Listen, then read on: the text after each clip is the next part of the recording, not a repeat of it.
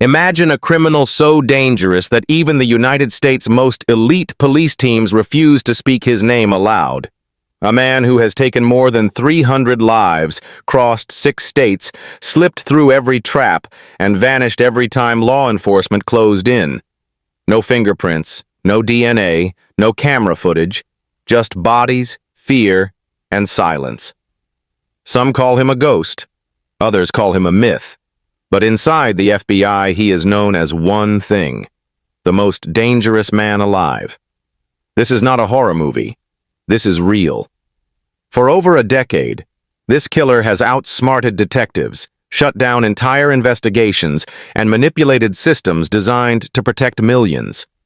Every time the police think they're close, he turns their own strategies against them.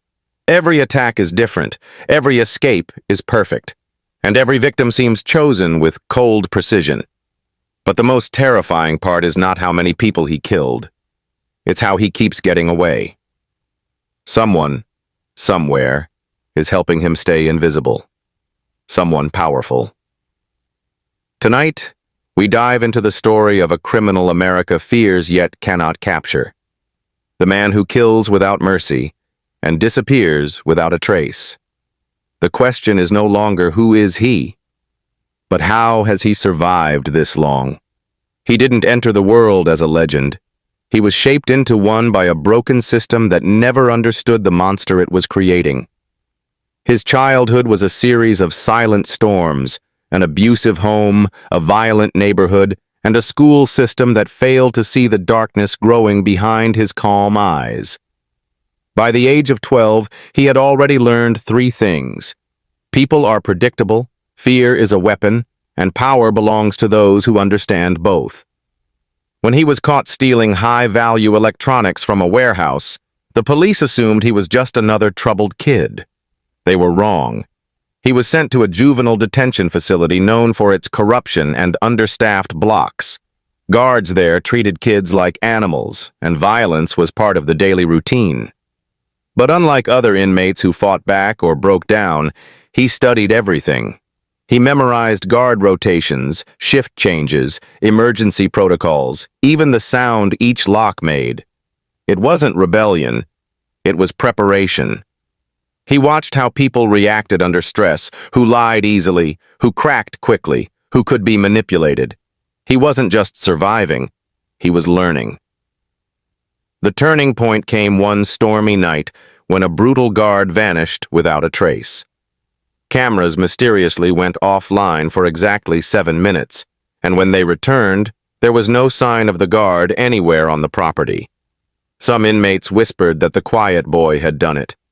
Others said the guard simply ran away. The administration chose to bury the incident to avoid scandal. But the truth was clear to those who lived inside those walls. The boy had crossed a line, and nobody could prove it. When he turned 18, he walked out of the gates with no family, no support, and no record of rehabilitation. But what no one knew was that he had already made contact with people far more dangerous than the facility guards. Former operatives, ex-military contractors, off-the-books trainers, people who saw untapped potential in a young man with no fear and no conscience. For reasons unknown, they took him in, trained him, sharpened him, and then they weaponized him. His first confirmed adult kill happened only 2 weeks after his release. A local gang leader was found dead in his apartment. 0 forced entry, 0 noise, 0 struggle. Police were baffled. But that was only the beginning. Over the next 3 years, bodies appeared in different states, different environments, different methods of killing. No 2 scenes matched. It was as if multiple killers were operating at once. But it was just him, expanding, evolving, refining. By the time investigators realized they were dealing with a single individual, he had already vanished into the shadows. No digital trail, no financial footprint, no social existence. A ghost created by a system that refused to admit its mistakes. And as the death toll climbed past hundreds, one thing became clear. This wasn't a man running from the law. This was a man who had learned how to live without ever being seen. The task force created to catch him was unlike anything the country had formed before.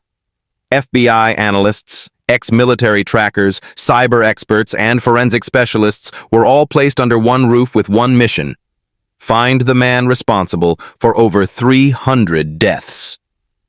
But from the first week, it became clear that they were not hunting a normal criminal. They were chasing someone who understood their every move before they even made it. Every strategy they planned seemed to collapse before it left the briefing room. It was as if he was listening, watching, staying one step ahead. Investigators soon discovered that many crime scenes had been tampered with by unknown individuals before law enforcement arrived. Evidence was destroyed, footage erased, and reports falsified. Someone on the inside was protecting him. Not one person, an entire network. Officers in different states had quietly altered timestamps, faked witness statements, and even misled detectives to wrong locations. This wasn't corruption for money. It was protection for a ghost. The killings grew bolder. One night, a safe house holding federal witnesses was breached. There were no signs of forced entry. The electronic locks showed no malfunction. Yet everyone inside was dead within minutes. The operation was so clean, so surgical, that investigators compared it to a military extraction, except no one was taken. Only bodies remained. The team realized the truth. The killer didn't break in. He walked in, using codes someone had given him. FBI profilers were split.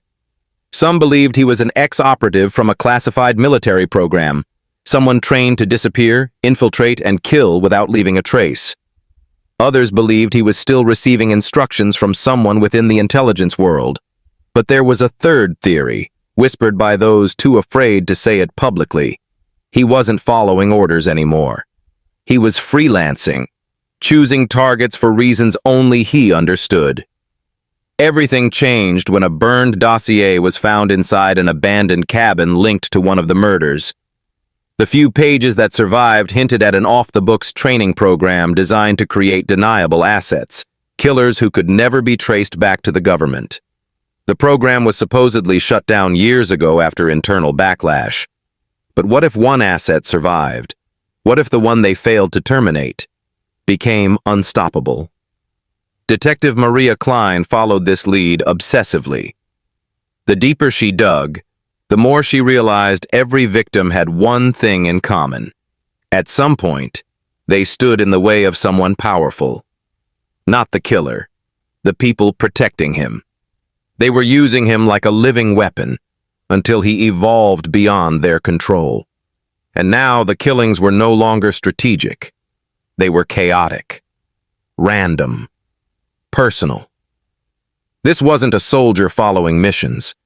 This was a man rewriting his own purpose, killing not for orders, not for money, but for the thrill of absolute freedom. The task force was no longer preparing to catch him. They were preparing to survive him. Fear spread across the country when his trail reached New York City, a place already familiar with chaos, but never on this scale. The killer evolved again. His attacks became unpredictable, shifting from isolated victims to crowded environments. A man stabbed on a packed subway. A hotel floor set ablaze without triggering a single alarm. A sniper shot fired from a rooftop during morning rush hour. 3 attacks, 48 hours, 0 suspects. The entire city went into silent panic. What terrified investigators most was not the brutality, but the precision. He knew how to avoid thermal cameras. He knew the exact timing of police patrols. He used fire escapes that weren't even listed on building maps. It was clear he had scouted every location days before, studying the surroundings like a chess master analyzing a board. And the message behind these attacks was unmistakable.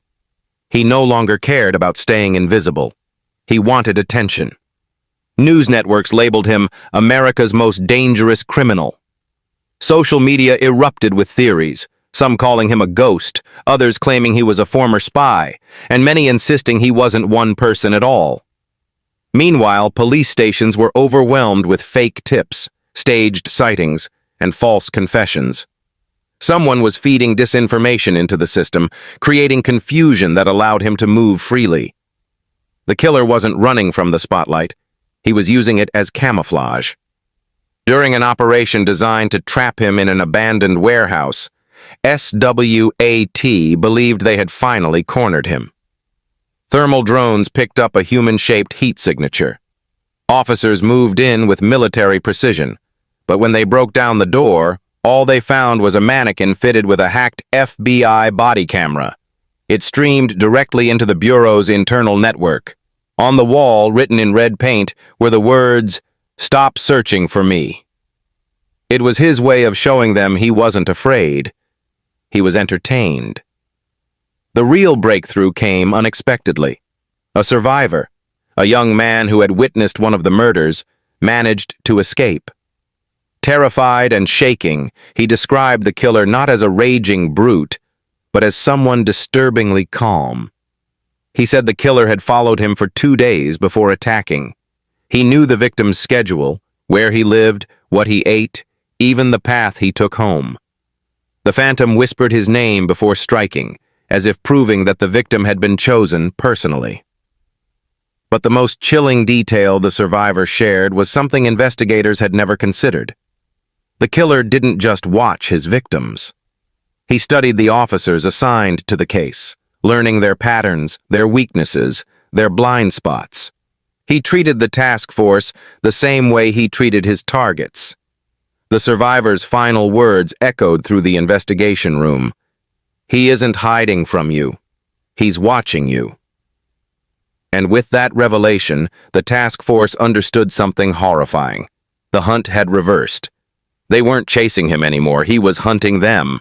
The investigation took a darker turn when witnesses began reporting strange inconsistencies in the killer's appearance. Some described him as a clean-cut man in his 20s. Others claimed he looked 40 with a scar across his jaw. A few said he had long hair. Others insisted he was bald. At first, detectives assumed panic and fear were distorting memories. But when sketches from 27 witnesses were compared, the truth became impossible to ignore. Every face was different, yet every face was him. The Phantom wasn't just hiding, he was transforming. Detective Maria Klein uncovered the first real clue in months when she traced a specialized prosthetic adhesive used in several disguises. It wasn't the type sold to hobbyists or costume shops. It was military-grade, manufactured for covert operatives, deep-cover agents, and infiltration specialists. Only a handful of people in the country had access to it, and most of those people had vanished over the last decade. Some died in mysterious accidents. Others simply disappeared from records. It didn't take long for Klein to realize these weren't coincidences. The Phantom had been eliminating the very experts who trained him, removing anyone who could expose his origin. Meanwhile, the killer's crimes shifted from silent assassinations to symbolic executions. Victims were found positioned deliberately in front of security cameras, their faces turned toward the lens as if forced to stare into the eyes of a system that had failed to protect them. It was a message carved in violence. I decide who is safe.